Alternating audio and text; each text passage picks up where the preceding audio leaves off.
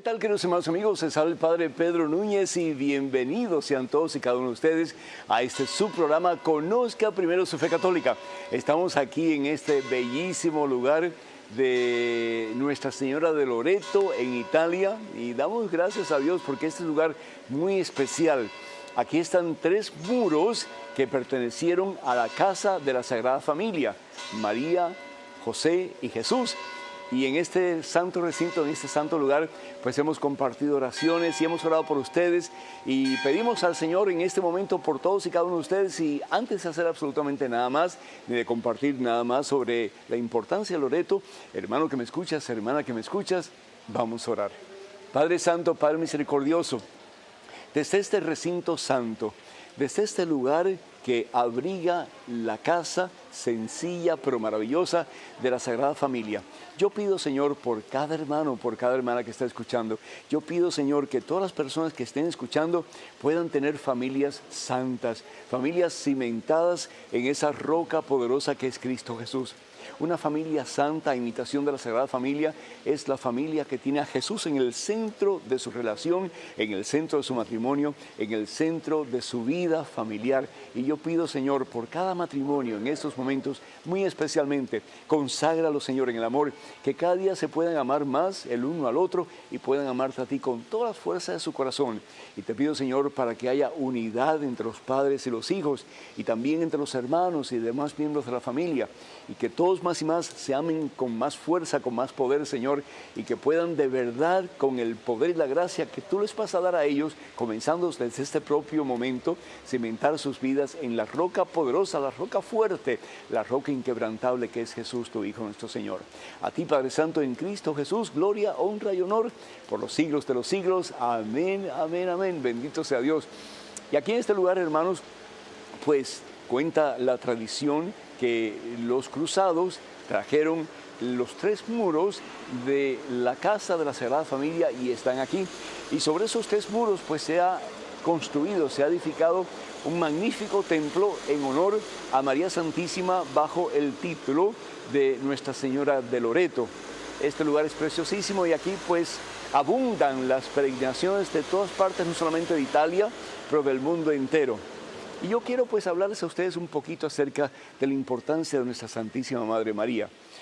A mí me duele un poco cuando escucho personas que dicen, y lo he escuchado muchísimas veces, no, pero yo no creo en María. Otras que dicen, no, pero María realmente fue una mujer como otra cualquiera.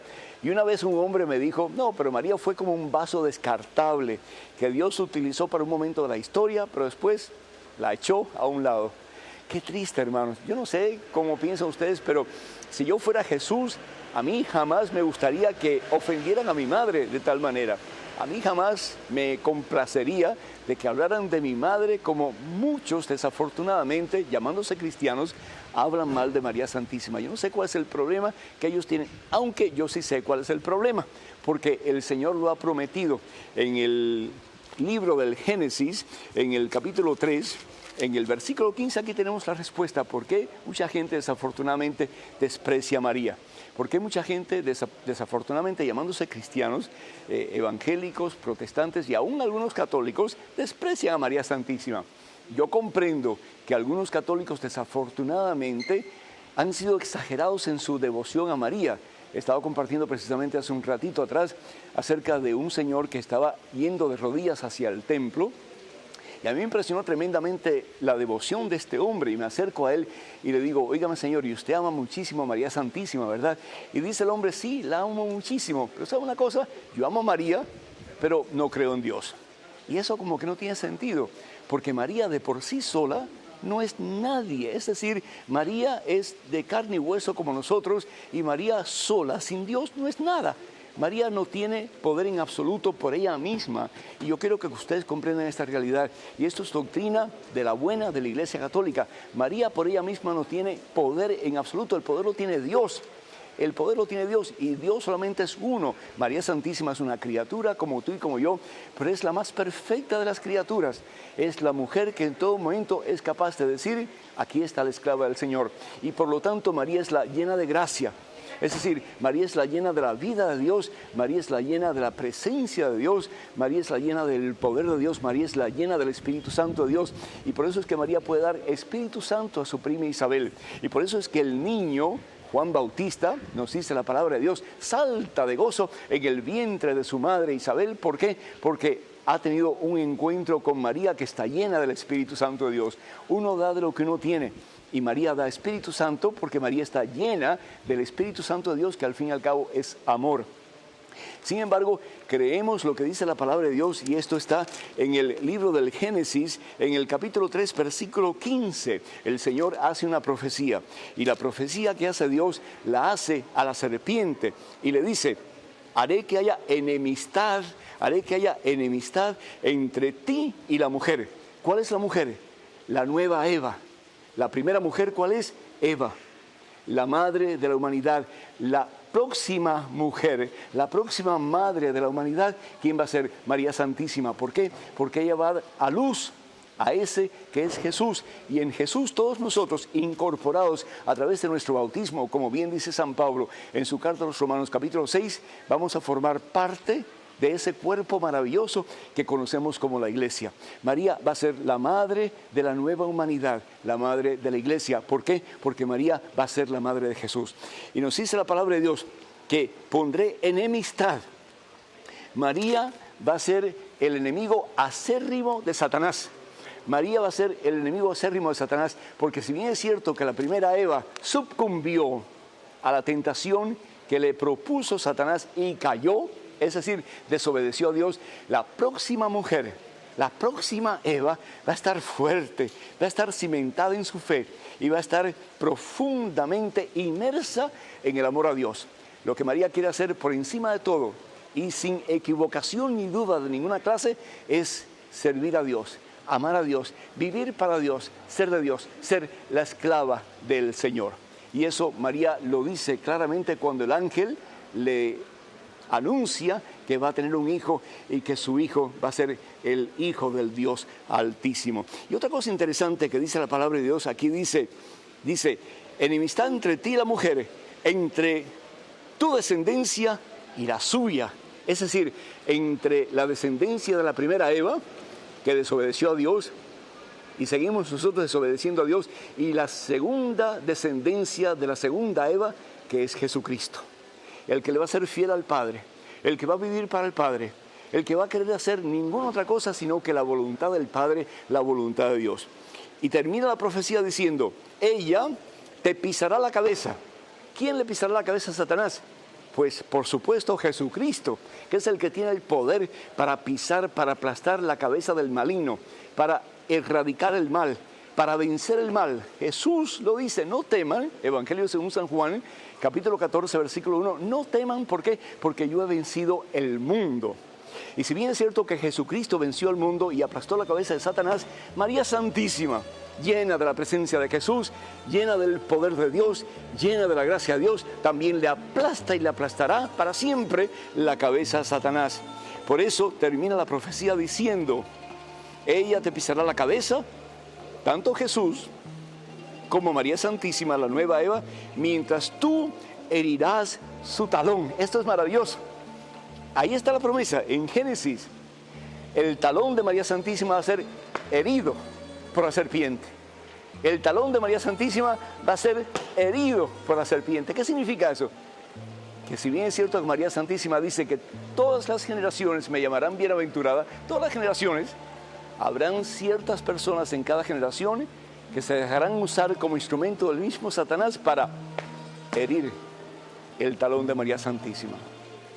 Que no nos quepa la menor duda de que si bien es cierto que María es la mujer por excelencia que debemos de imitar los cristianos para poder amar a Jesús con la misma intensidad con que ella le ama, para poder perdonar a nuestros hermanos con la misma intensidad con que ella perdonó a los verdugos que mataron a su hijo, que no nos quepa la menor duda que también Satanás usará a ciertos cristianos para lastimar a María, para ofender a María, para rechazar a María, sin darse cuenta que rechazando a María, que ofendiendo a María, están rechazando y ofendiendo, sí, a Jesús, al Hijo de María.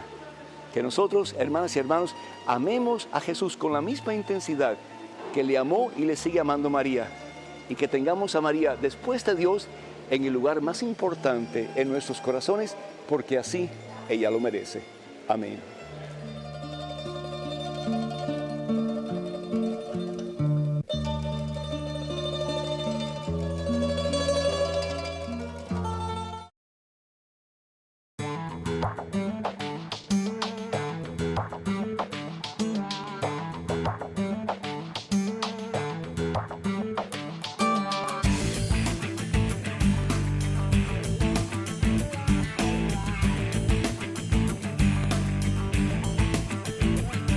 Padre Pedro, ¿qué es la Inmaculada Concepción? La palabra inmaculada significa libre de mancha, libre de pecado, libre de culpa. Y la Iglesia ha otorgado este título a una sola persona. No hay dos en la historia de la humanidad, solamente una, y su nombre es María. María es la Inmaculada Concepción. Quiere decir que María, desde el momento de su concepción, desde el momento en que fue engendrada en el vientre de su madre, fue inmaculada, fue libre de manchas, fue libre de toda culpa, libre de todo pecado. La Iglesia enseña que nosotros nacemos con la mancha, si se quiere, o con el peso o la carga del pecado original. ¿Por qué? Porque el pecado entra en el ser humano a través de 3 avenidas. Y una de ellas es la avenida ancestral, es decir, de mis ancestros yo cargo pues secuelas de sus pecados y en alguna forma me afectan a mí. Por ejemplo, es notable entender y descubrir que muchas veces cuando el papá es alcohólico, el hijo va a ser alcohólico también y el nieto tal vez siga a ser alcohólico. Por eso dice la palabra de Dios en el libro de Génesis que nuestras culpas recaerán en generaciones futuras hasta la 4ª generación. Es decir, de los hijos a los nietos, a los bisnietos, etc.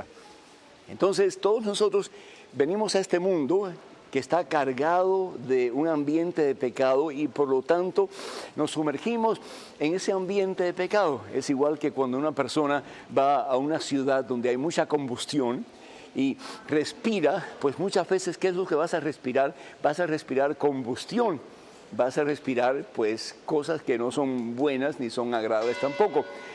En el caso de nosotros todos cargamos en alguna forma la consecuencia de nuestros primeros padres que pecaron por primera vez y por eso se llama pecado original. Es el primero de todos los pecados. ¿Y cuál fue el pecado de ellos? La soberbia. Es decir, yo voy a hacer con mi vida lo que yo quiero. Yo no tengo que hacer la voluntad de Dios, sino que voy a hacer lo que yo quiero. Como consecuencia de eso, los hijos de Adán y Eva, los nietos de Adán y Eva y sucesivamente hasta nuestra generación cargamos en nosotros el pecado original. ¿Qué es lo que hace Jesús? No solamente hemos recibido el pecado original, pero también tenemos el pecado personal, es decir, yo he pecado libremente y por lo tanto me ha apartado Dios. Dice San Pablo que todos hemos pecado y todos hemos apartado la gracia de Dios. Cuando nosotros pecamos, imagínense ustedes como que caemos en un charco y nos embarramos todos. ¿Qué es lo que hace Jesús? Jesús, a través de su pasión, de su muerte, de su resurrección, con nuestro consentimiento, por supuesto, nos saca del charco en que estamos metidos y nos limpia, y como dice la palabra de Dios, nos da un vestido nuevo. Somos criaturas nuevas y con el favor de Dios pues seguimos caminando con un vestido nuevo, con una vestimenta nueva, el vestido de Jesús, hasta que volvamos a caer en el charco y ojalá que no caigamos. En el caso de María, antes de meterse en el charco, Jesús, su Hijo, que también es su Señor y su Salvador, la libera del charco. La saca de las posibilidades de meterse en el charco y por eso María nunca peca ni nunca tiene influencia del pecado en ella. Es libre de pecado y por lo tanto fue concebida libre de pecado y por lo tanto la Iglesia la llama la Inmaculada Concepción. Es decir, nació en el vientre de su madre, fue engendrada en el vientre de su madre sin ningún tipo de mancha, sin ningún tipo de carga de pecado ni influencia de pecado. Fue libre de todo mal para poder ser un tabernáculo completamente puro y santo, donde el Hijo de Dios fuera engendrado por obra y gracia del Espíritu Santo y naciera de María Santísima. ¿Para qué? Para dar vida y salvación eterna al mundo. Que nosotros podamos no solamente aceptar esta realidad de que María es ese tabernáculo santo, puro, que nuestro Señor así lo ha querido, pero que también reconozcamos que al igual que María, nosotros también necesitamos de un Salvador, que al fin y al cabo es Cristo Jesús, el Señor. Amén. Buenas noches, Padre. ¿Podría explicar qué es la virginidad perpetua de la Virgen María? Con todo gusto, con todo gusto. La palabra de Dios, la Santa Biblia, habla de la virginidad de María. Si vamos nosotros al Evangelio según San Lucas, ¿y qué significa virginidad? Significa que la persona se mantiene casta para Dios, que la persona no tiene relaciones sexuales con nadie. ¿Por qué? Porque su vida está entregada a Dios. Tenemos que estar conscientes, ¿sí?, que antes del matrimonio todas las jóvenes judías eran vírgenes. Todas las jóvenes judías, muy diferente de hoy día, en que no muchas son vírgenes. En el tiempo de Jesús, todas las jóvenes judías eran vírgenes y no perdían su virginidad hasta que se casaban. Es decir, eran puras, no tenían contacto sexual con ningún varón. En el caso de María Santísima, esto es fabuloso, porque el evangelista San Lucas dice 3 veces que María es virgen. Y al decir 3 veces que María es virgen, en este pasaje del Evangelio que vamos a leer, está reafirmando una realidad. Para el judío, cuando el judío decía 3 veces algo, era oficial. Era oficial. San Lucas, a través de este pasaje, está haciendo oficial, está diciendo sin lugar a dudas que María sí fue virgen, que María sí fue casta, que María no tuvo relación con ningún hombre porque los ojos de María estaban enfocados, estaban cimentados, estaban clavados en su Dios y su Señor. Dice la palabra de Dios, Evangelio según San Lucas, capítulo 1, versículo 27. Dice que el ángel fue enviado donde una joven, ¿qué cosa? Virgen. Esa es la primera vez que lo menciona. Donde una joven virgen. Y sigue diciendo San Lucas, que estaba comprometido en matrimonio con un hombre llamado José de la familia de David. Repite la segunda vez, dice, la virgen se llamaba María. Ya lo he dicho 2 veces, le queda una más. Ha dicho que María es virgen, ¿por qué? Porque el ángel fue donde una virgen llamada María. Y repite, dice, la virgen se llama María. Esa es la segunda vez. Y la tercera vez, versículo 34, cuando dice el evangelista Lucas, dice, María entonces dijo al ángel, ¿cómo podrá ser eso si soy virgen? La tercera vez que menciona que María es virgen, de nuevo, es la cultura judía que está enfatizando no 1 ni 2, sino que 3 veces la virginidad de María. María es virgen, la María es la consagrada a Dios, María es la entregada a Dios, María es la que quiere hacer ninguna otra cosa sino que la voluntad de Dios. El apóstol Pablo habla de la importancia de la virginidad, sobre todo en la primera carta de San Pablo a los Corintios, en el capítulo 7, versículo 38. Y dice San Pablo, yo los quisiera ver libres de preocupaciones a ustedes. El que no se ha casado se preocupa de las cosas del Señor y cómo agradarle. Sin embargo, no es así con el que está casado, pues se preocupa de las cosas del mundo y de cómo agradar a su esposa y está dividido. Y termina San Pablo diciendo, así pues, versículo 38, el que se casa obra bien y el que no se casa obra mejor. Y sobre todo, si no se casa uno para dedicarse completa y totalmente al servicio de Dios. Si uno no se casa para hacer de Jesús el centro de nuestra vida. Si uno no se casa con María Santísima, es decir, si no tiene relaciones sexuales, para que toda su vida esté enfocada en ese que es el Dios de la vida, el Dios de la paz, el Dios del amor, el Dios de la victoria, que al fin y al cabo es su Hijo, que también es su Señor. Amén. Padre, ¿es verdad que la Virgen María tuvo otros hijos? Eso es mentira. Así como que, sin lugar a dudas, nuestra Santísima Madre María no tuvo otros hijos. La Iglesia enseña que María fue virgen antes del parto, durante el parto y después del parto. María no tuvo contacto sexual con ningún hombre. Yo no sé por qué, bueno, sí sé por lo que estuvimos hablando anteriormente de que la serpiente sigue lastimando el talón de María. en alguna forma, pues diciendo que María tuvo relaciones sexuales, la hacemos como igual a las demás mujeres. Y si bien es cierto que María fue igual a las demás mujeres, María fue muy diferente a las demás mujeres. ¿Por qué? Porque María vivió para el Señor. Cuando hablamos de que si María tuvo otros hijos o no, si María fue virgen antes del parto, durante el parto y después del parto, ¿cómo vamos a decir que María tuvo otros hijos? ¿Dónde en la Santa Biblia, aunque sea un pasaje nada más, aparece que María tuvo otros hijos?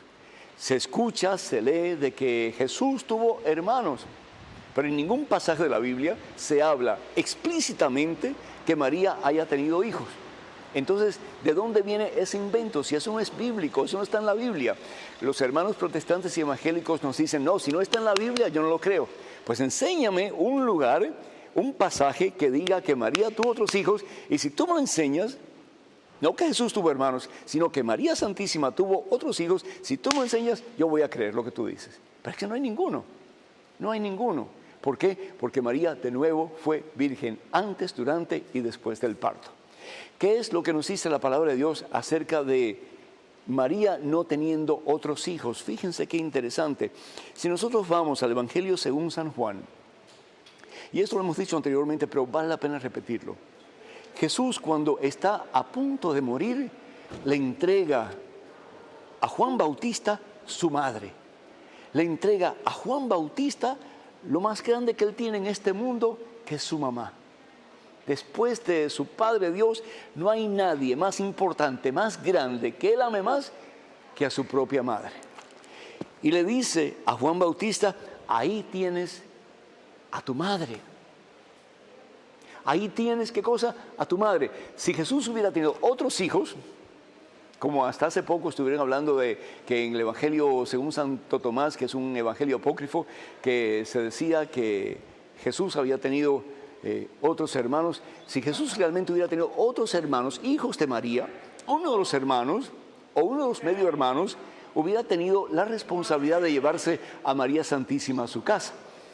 Pero ¿por qué no hay nadie? ¿Por qué es que Jesús se le entrega a Juan Bautista? ¿Saben por qué? Porque Jesús no tenía otros hermanos. Y van a decir, bueno, pues ¿cómo es eso que entonces en la Santa Biblia se habla de los hermanos de Jesús? Pero ¿quiénes son los hermanos de Jesús? ¿Quiénes son de verdad los hermanos de Jesús? Vamos al Evangelio según San Juan en el capítulo 20. Nos dice la palabra de Dios, Jesús había resucitado. Jesús había victoriosamente vencido la muerte y había vencido a Satanás y había vencido al mundo. Y nos dice la palabra de Dios que Jesús tiene un encuentro con María Magdalena. María Magdalena estaba buscando el cuerpo inerte, el cuerpo muerto de Jesús, porque María Magdalena, aunque Jesús había dicho, destruyan este templo y en 3 días yo le daré vida, hablando de su propio cuerpo, María Magdalena no había creído en las palabras de Jesús. Y María Magdalena estaba buscando a Jesús muerto y sin embargo Jesús había resucitado, Jesús estaba vivo. Y dice la palabra de Dios que Jesús le dice entonces a María Magdalena, María, la llama por su nombre. La llama por su nombre. Dios te llama a ti por tu nombre. Dios te conoce a ti mejor que lo que te conoces tú a ti mismo. María, le dice Jesús. Y ella se dio la vuelta, dice la palabra de Dios, y le dijo, Raboni, que quiere decir maestro. Y Jesús le dice, suéltame, pues aún no he subido al Padre. Pero vete donde mis hermanos, vete ¿a quién? A mis hermanos, vete donde mis hermanos, y dile lo que tú has visto. Dile a ellos, a mis hermanos, lo que tú has visto. ¿Saben cuáles son los hermanos de Jesús? ¿Saben a dónde va María Magdalena? Nos dice la palabra de Dios que María Magdalena se fue y le dijo a los discípulos, esos son los hermanos de Jesús, le dijo a quién, a los discípulos, he visto al Señor y el Señor me ha dicho tales cosas. Los hermanos de Jesús, por el amor de Dios, entendámoslos y creámoslo. Porque esto es bíblico, hermanas y hermanos. Los hermanos de Jesús son aquellos colaboradores cercanos de Jesús, aquellos que conviven con Jesús, aquellos que nosotros conocemos como los discípulos más allegados de Jesús, que son los apóstoles. María Magdalena se va donde los apóstoles, los hermanos de Jesús, y le dice a ellos, he visto a Jesús resucitado. Jesús no está muerto. Jesús está vivo. ¿Por qué? Porque Jesús es Dios, Jesús es el Señor. Ahí están los discípulos de Jesús, los más cercanos colaboradores, los apóstoles de Jesús, que son en verdad los únicos y verdaderos hermanos de Jesús, como somos todos nosotros que estamos cerca del Señor. Amén.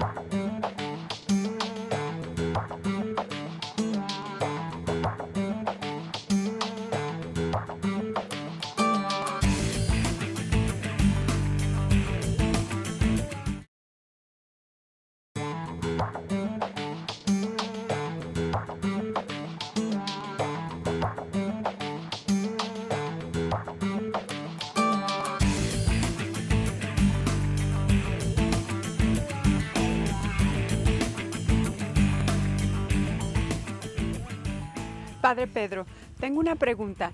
¿Me podría decir por qué en las bodas de Caná Jesús le contesta a María como con desprecio? Yo creo que el pensar que Jesús trata mal a María Santísima es una ignorancia bíblica, porque si algo hace Jesús es exaltar a María Santísima como Madre de la humanidad. Ella es la nueva Eva, como dijimos anteriormente. Ella es la que es fiel a la voluntad de Dios. Ella es la que hace ninguna otra cosa, sino que la voluntad de su Señor. Y por eso ella se dice de sí misma ser la esclava del Señor.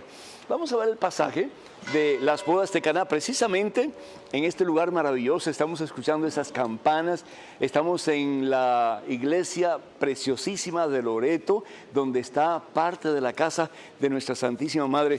Y precisamente pues vamos a ir al Evangelio según San Juan, en el capítulo 2, y dice la palabra de Dios que a los 3 días se celebró una boda en Caná de Galilea, y María estaba en la boda, y también Jesús fue invitado a la boda. De pronto se acaba el vino.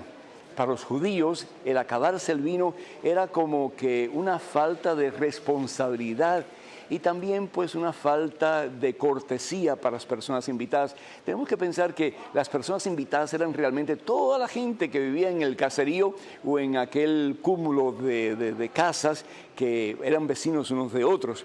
Y toda la gente seguro que fue. Llega un momento pues que ya se acaba el vino. Y María Santísima se preocupa de que no hay vino en aquel lugar. Y va donde su hijo y le dice, hijo, no tienen vino. Esa es una oración maravillosa. A veces pensamos que la oración tiene que ser con palabras rebuscadas y preciosas y hermosas.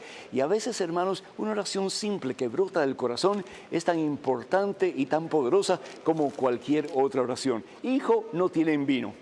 Y Jesús entonces se vira hacia su madre y le dice, mujer, mujer. Lo primero que hace, mujer, la llama como el mismo Dios llama a Eva cuando le dice a la serpiente en el libro de el Génesis capítulo 3 versículo 15, haré que haya enemistad entre ti y la mujer. La mujer, ¿quién es la mujer? La nueva Eva. ¿Y quién es la nueva Eva? María Santísima. Y Jesús la llama mujer con la misma palabra con que Dios Padre la autodenomina cuando le dice que va a haber enemistad entre la serpiente y la mujer. ¡Qué maravilla! ¡Qué maravilla! Jesús está utilizando el mismo adjetivo que usa el Padre. Está utilizando el mismo nombre que usa el Padre. Está utilizando la misma palabra que usa el Padre y la llama mujer. La nueva Eva, la nueva madre de la humanidad, la que va a engendrar a ese que es Jesús y a través de Jesús a toda una nueva humanidad que es la iglesia. Mujer, mujer. Y le dice, mujer, ¿cómo se te ocurre? ¿Cómo se te ocurre, mujer? Mi hora no ha llegado todavía. ¿Cuál es la hora de Jesús? La hora de Jesús es el suplicio de Jesús. La hora de Jesús es la pasión de Jesús. Si María le dice a su hijo que apresure su hora, que él comience con el primer milagro en las bodas de Caná, desde ese momento Jesús va a ser perseguido, hermanos. Desde ese momento Jesús va a comenzar su pasión. Desde ese momento Jesús va a comenzar su doloroso suplicio. ¿Por qué? Porque desde ese momento va a ser perseguido. Y Jesús le dice primero que todo, mujer, como diciéndole, madre de la humanidad y madre mía, ¿Quieres tú que yo comience mi suplicio en este momento? ¿Quieres tú que yo adelante mi obra en este momento? María se calla. No dice nada. Ya lo ha dicho todo. Ella ha presentado su plegaria ante su Hijo, que también es su Señor. Ella ha presentado su oración sencilla pero poderosa ante su Hijo, que también es su Dios. ¿Y qué hace Jesús? A petición de su Santísima Madre, la segunda mujer, la segunda Eva, la segunda madre de la humanidad, obra su primer milagro, bendito sea Dios, cambiando simple agua en el mejor de los vinos. María es la gran intercesora.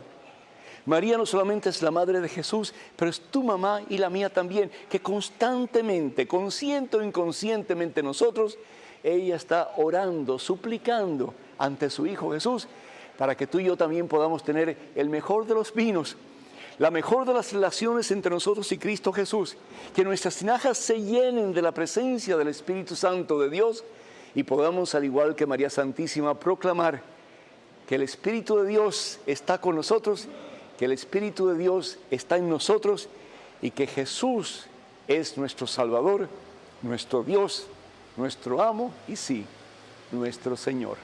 Amén. Hola, Padre Pedro. ¿Me puede decir en qué lugar de la Biblia habla de la Asunción de la Virgen? Invento de los católicos no es, porque lo que estamos hablando no es invento, sino que una realidad. ¿Basado en qué cosa? En reflexión teológica y en el impulso del Espíritu Santo. La Iglesia Católica enseña la verdad. Y la Iglesia Católica la instituye Jesucristo, ¿para qué? Para que a través de su Iglesia, la Iglesia Católica, podamos conocer la verdad y la verdad nos haga libres. María Santísima no es la primera mujer que es declarada asunta, o la primera persona que es declarada asunta a los cielos. En la Santa Biblia vemos como Enoc, el hijo de Set, que era el hijo de Adán y Eva, pues también subió a los cielos. Fue asunto al cielo. Y también otro personaje importante, la palabra de Dios nos dice, Elías fue asunto al cielo. Tenemos que estudiar un poquito más la Biblia, tenemos que conocer un poquito más la palabra de Dios. ¿Por qué? Dice la palabra de Dios, mi pueblo perece por falta de conocimiento. Y como no conocemos, pues decimos cualquier barbaridad que no tiene sentido ni teológico ni bíblico, y decimos que estamos correctos, sin embargo estamos en una barrabasada total, estamos en una ignorancia bíblica, teológica total. Hablando de Elías, ¿qué es lo que dice la palabra de Dios acerca de Elías? Dice, segundo capítulo del libro de Segundos Reyes, versículo 1, Yahvé hizo subir, es decir, Yahvé tomó a Elías, hizo subir a Elías al cielo en un torbellino. Hizo subir al cielo a Elías en un torbellino. Hermanas y hermanos, y si Enoc fue asunto al cielo, y si Elías fue asunto al cielo, y estos hombres eran pecadores, habían ofendido a Dios, se habían apartado del camino de Dios, habían dado la espalda a Dios y el corazón al mismo Satanás, y María Santísima, que fue la mujer más pura, más santa, la más perfecta de la humanidad, después de Dios, la persona más importante, porque es la que nos enseña de verdad a vivir en fidelidad a la voluntad de Dios. Y me van a decir que María Santísima no fue asunta al cielo, que María Santísima se quedó por ahí en una tumba hasta el fin del mundo. Pues eso no tiene lógica, no tiene sentido. De nuevo, basado en reflexión teológica, impulsado por la fuerza y el poder del Espíritu Santo, la Iglesia puede proclamar que María sí ha sido asunta al cielo, que su Hijo la ama tanto que la ha subido a su presencia y que María está disfrutando de la plenitud de la gloria de Dios. ¿Por qué? Porque donde está Jesús, ahí está María. ¿Y por qué decimos que donde está Jesús está María? Porque Jesús nace de María. Todo lo que tiene María se lo comunica a Jesús. María y Jesús están tan cerca el uno al otro que realmente, pues, donde está Jesús, ahí está María. Y donde está María, ahí está Jesús. ¿Y dónde está Jesús? En la gloria del Padre. Por lo tanto, ¿dónde está María? Al lado de Jesús, en la gloria del mismo Dios. Dice la palabra de Dios también que cuando Elías sube al cielo, Pues entonces los hermanos se quedan mirando, se quedan contemplando, como diciendo, un día también será posible que nosotros estaremos en la gloria de Dios. Jesús, cuando sube al cielo, Él sube por sí mismo. Y hay una gran diferencia entre la asunción de María y la ascensión de Jesús. Jesús sube por su propio poder. María es asunta, María no tiene poder ninguna. María es elevada al cielo. Si vamos también, por ejemplo, al Evangelio según San Mateo, capítulo 17, comenzando con el versículo 1, vemos como al lado de Jesús, en el monte de la transfiguración, hay dos hombres que ya están en la gloria de Dios en el cielo. Uno es Elías y el otro es Moisés. De nuevo, si Elías y Moisés y Enoc están en la presencia de Dios, disfrutando de la gloria de Dios, cuánto más María Santísima, la esclava del Señor, la que hace ninguna otra cosa sino que la voluntad de Dios, y vive para amar a Dios, para servir a Dios y para rendirse a la voluntad de Dios, para que Dios haga en ella maravillas. ¿Qué más? ¿Qué más? María está donde está Dios, María está donde está Jesús y María está en el cielo. Así lo enseña la Iglesia y así lo creemos nosotros. Amén. Padre Pedro, ¿por qué la gente le pide a la Virgen María que interceda por alguien si ella era tan humana como nosotros? Además, Jesús no era el único mediador con el Padre. Jesús es el único mediador entre nosotros y el Padre. Es decir, Jesús es el único camino entre nosotros y el Padre, no hay otro. Jesús es el único puente entre la humanidad y nuestro Padre Dios. Jesús lo dice en el Evangelio según San Juan, en el capítulo 14, versículo 6, yo soy el camino, ¿verdad? Yo soy la verdad, yo soy la vida. Nadie, pero nadie va al Padre sino a través de mí. Entonces, nadie puede ocupar el lugar de Jesús ni María Santísima. El único mediador entre nosotros y nuestro Padre Dios, ¿quién es? Jesucristo. No hay otro, no hay otro. Jesús es el único. Ahora, entre nosotros y Jesús están todos los santos, la comunión de los santos, todos los hombres y mujeres de buena voluntad, hombres y mujeres bautizados, hombres y mujeres que caminan buscando al Señor, que caminan de la mano del Señor, que caminan en una relación más íntima, más estrecha con el Señor Jesús. Todos esos son intercesores o pueden ser intercesores entre nosotros y Jesucristo. La gran intercesora, la gran mediadora entre nosotros y Jesús, ¿quién es? María Santísima. ¿Qué es lo que nos dice la palabra de Dios? Fíjense, en el Evangelio según San Juan, en el capítulo 2, lo que estamos hablando anteriormente, María Santísima va donde su hijo y le dice, hijo, no tienen vino. ¿Y qué es lo que hace Jesús? Jesús cambia simple agua en el mejor de los vinos. ¿A petición de quién? A petición de nuestra Santísima Madre María. María es la gran mediadora, hermanos, entre nosotros y Jesucristo. Si bien es cierto que entre Jesús y el Padre, solamente Él es el único mediador y no hay otro, entre nosotros y Jesús, todos nosotros estamos llamados a mediar, es decir, estamos llamados a interceder. Y la más poderosa persona que intercede ante su Hijo por nuestras necesidades es María Santísima. No porque ella tenga poder por sí mismo, pero ella es el instrumento más fiel, el más limpio, el más transparente en las manos de Dios para que la gracia de Dios fluya a través de ella y llegue a nosotros. Para que el poder de Dios fluya a través de ella y llegue a nosotros. Para que las bendiciones de Dios fluyan a través de ella y lleguen a nosotros. San Pablo nos exhorta a orar los unos por los otros. San Pablo nos exhorta y nos invita a estar intercediendo los unos por los otros, a mediar ante Jesús por las necesidades no solamente nuestras, pero de nuestros hermanos también. Tanto así que dice la palabra de Dios, Efesios capítulo 6, versículo 18 en adelante, vivan orando y suplicando, oren en todo tiempo según les inspire el Espíritu, velen en común y perseveren en sus oraciones sin desanimarse nunca, intercediendo. ¿Qué cosa? Intercediendo en favor de todos los santos, sus hermanos. Y rueguen también por mí, para que dignamente pueda proclamar el Evangelio que se me ha encomendado. El único puente entre nosotros y el Padre es Jesucristo. Él es el camino, Él es la verdad, Él es la vida, no hay otro.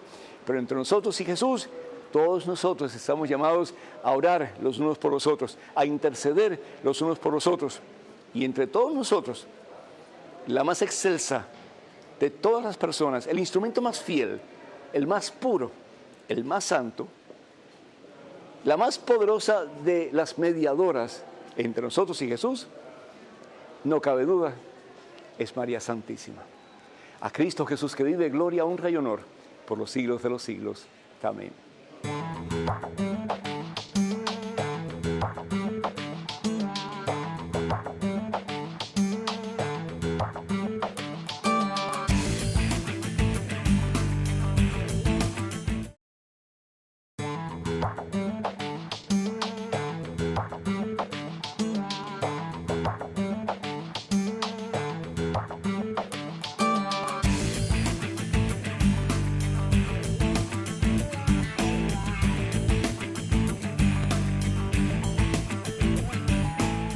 Padre Pedro, hay algo que me confunde y es que a la Virgen se le llaman por varios nombres. ¿Es que acaso hay varias vírgenes o son las Marías que aparecen alrededor de Jesucristo? María Santísima tiene diferentes nombres porque ella se ha aparecido en diferentes lugares con un mensaje que viene de su Hijo, que es el mensaje de salvación y de esperanza para todos nosotros.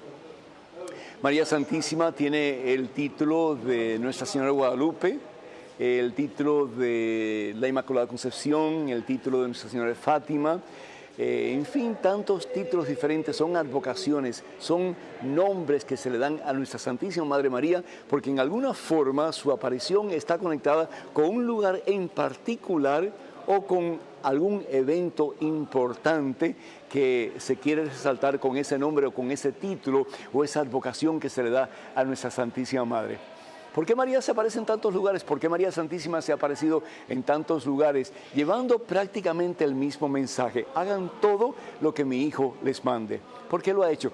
Yo una vez tuve la oportunidad de preguntarle a una muchacha que supuestamente tenía visiones de la Santísima Madre de Dios, la Virgen María, y le dije, oye, ¿por qué María se aparece en tantos lugares diferentes? ¿Y sabe lo que me dijo esta persona?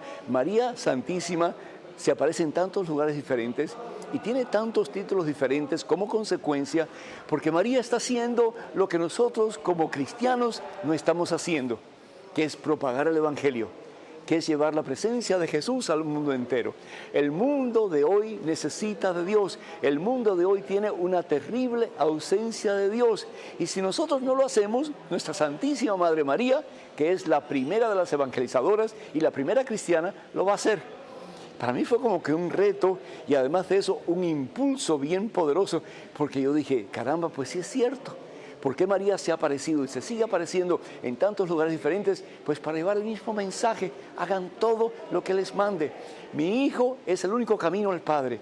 Mi Hijo es fuente de salvación y vida eterna. Escúchenlo y hagan su voluntad. Qué hermoso si al igual que María Santísima, nosotros nos dispusiéramos a proclamar a Cristo Jesús como Señor y Salvador, como el único puente entre nosotros y el Padre, como el único que da vida, da esperanza y da victoria. Ojalá que así lo hagamos. Amén. Hola, Padre Pedro. ¿Me podría decir por qué María le llaman Madre de la Iglesia?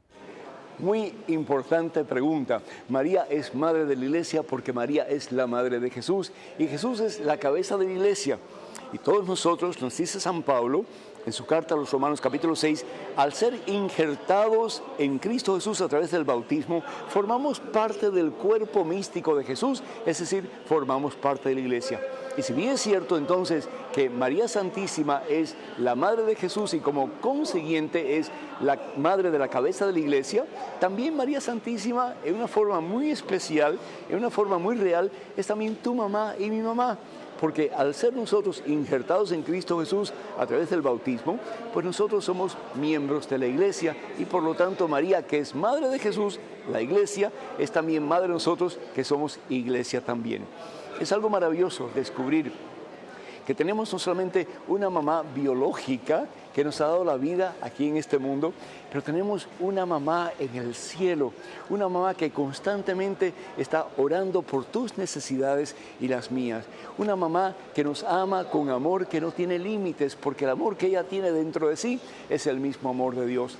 Una madre que está llena de la gracia de Dios y que quiere que nosotros recibamos la plenitud de la vida de Dios, la plenitud de la gracia de Dios, que al fin y al cabo es la plenitud de la presencia de Dios como ella lo recibió.